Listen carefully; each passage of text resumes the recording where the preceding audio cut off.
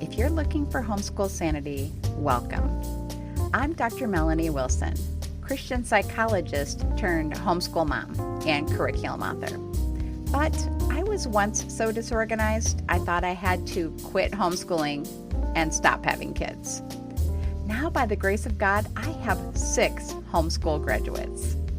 Whether we're discussing parenting, productivity, or practical tips, I pray that this episode is just what you need for happy, healthy homeschooling.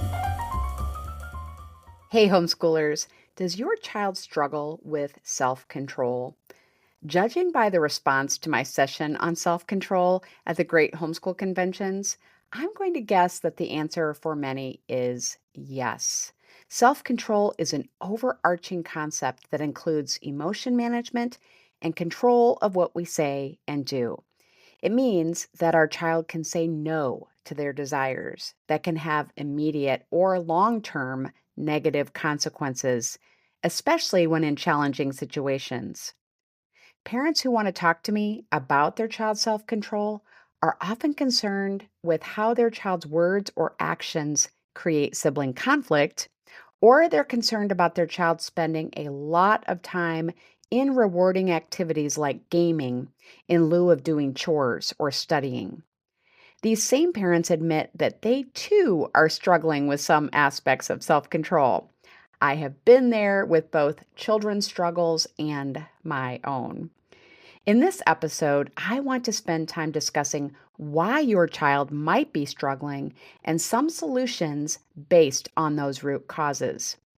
In particular, I want to challenge the association we often make that can prevent us from choosing an effective solution.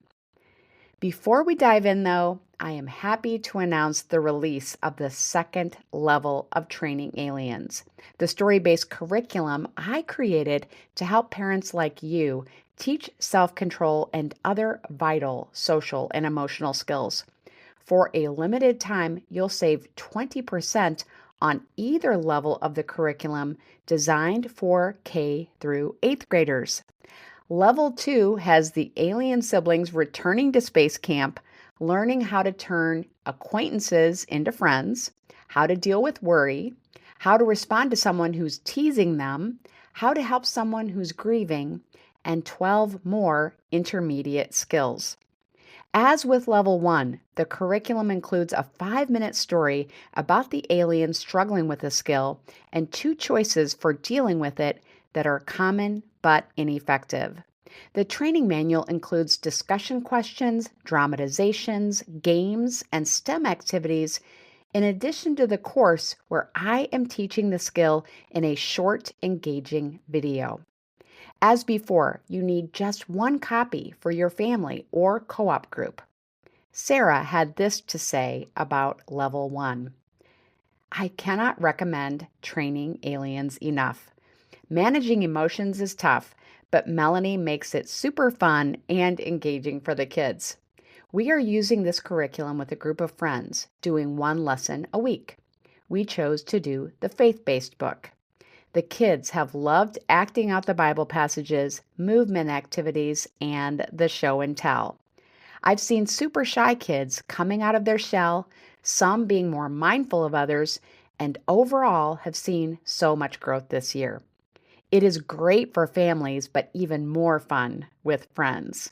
We have been so blessed by Melanie and Training Aliens. We cannot wait to dive into Training Aliens 2 next school year. Thank you for creating a curriculum that has been so helpful in training up our children. I was thrilled to get that testimonial from Sarah. I am sharing the direct links to both levels of Training Aliens in the show notes, but if you want to go directly to the site to take advantage of the savings available through May 4th, visit funtolearnbooks.com/shop. Keep listening to hear about the free gift I'm offering. Back to our topic. You have been practicing self-control, waiting for me to share the causes of self-control struggles. Thank you for that.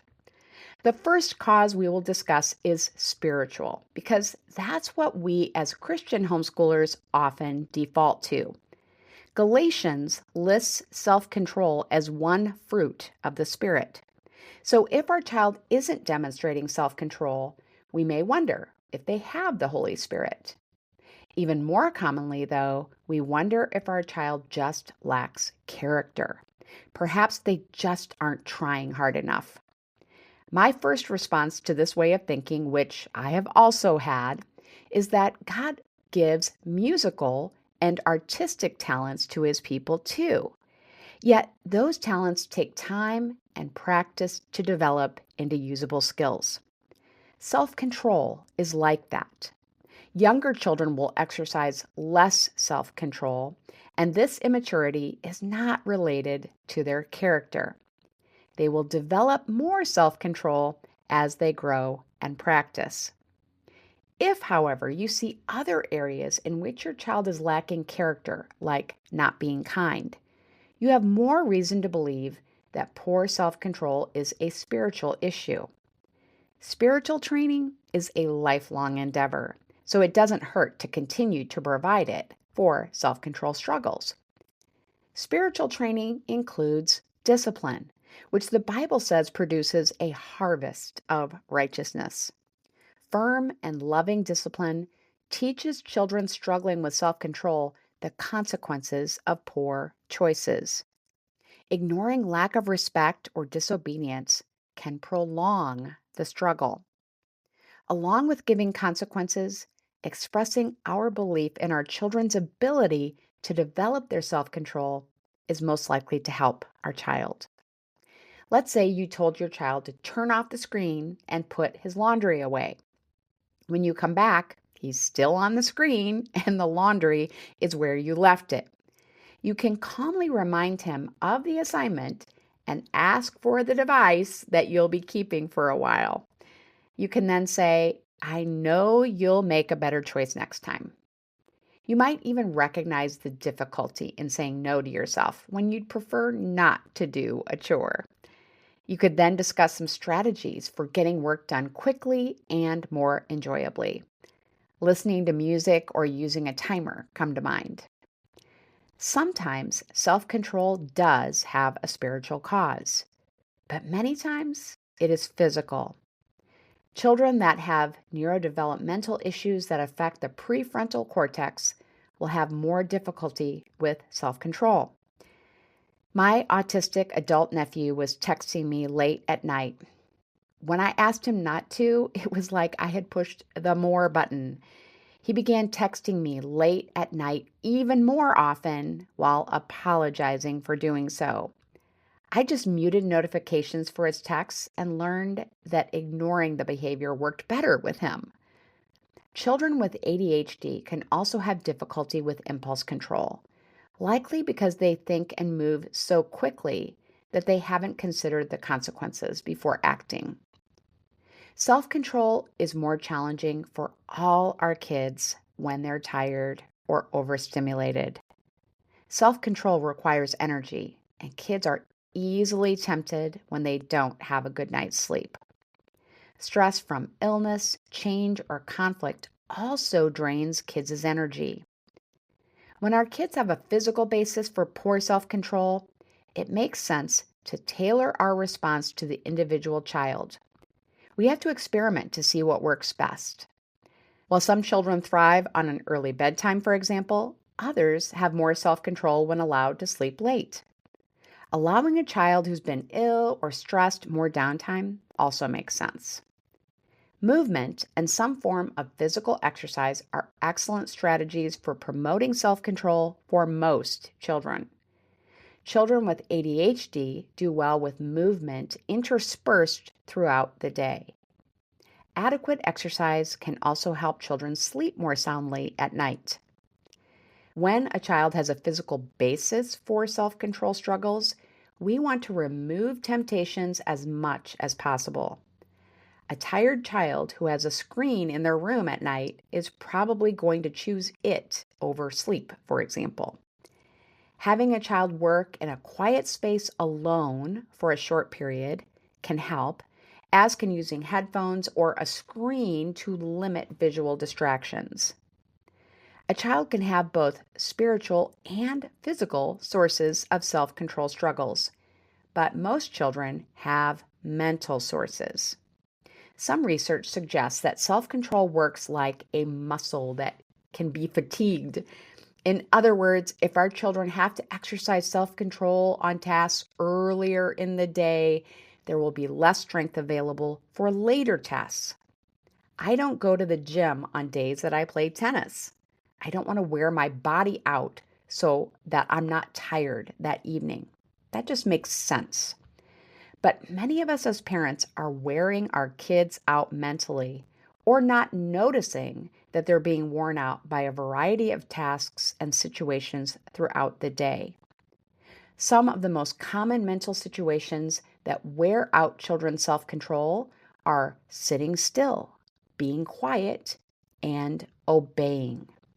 A huge benefit of homeschooling is our children generally aren't asked to sit still and be quiet in a classroom for 6 hours a day. Even so, we may be insisting that our children do this while we're teaching when it isn't required. We can allow kids to move around, discuss what they're learning, and be hands-on even more than we are now. When we are more interactive with them during the day, they'll have more self-control when dealing with brother or sister's annoying behaviors. The second way we can encourage a child whose self-control struggles are mental is to limit the number of rules we give them. Rules that our kids don't like require them to be respectful and obedient. Things that require a tremendous amount of self-control, especially for strong-willed children who loathe rules. We want to make sure that the rules we insist upon are worth the loss of self-control power later. Does it really matter which order your child does her tasks? Does your child have to handwrite, or could they dictate or use the keyboard? The good news about self-control behaving like a muscle is that it means our kids can develop more strength and tenacity. As we keep training them and they mature, you'll see it happening. For now, when your child has a self-control issue, talk with them about what was draining their self-control before the problem so they can be more prepared next time. By the way, this way of thinking of self-control helps us too. I found myself wanting to inhale chocolate after a difficult conversation. I realized that I was using a lot of self-control not to say what I really thought. Next time I have a challenging talk, I'll know that I need some time to rest and recharge. Kids need these breaks too.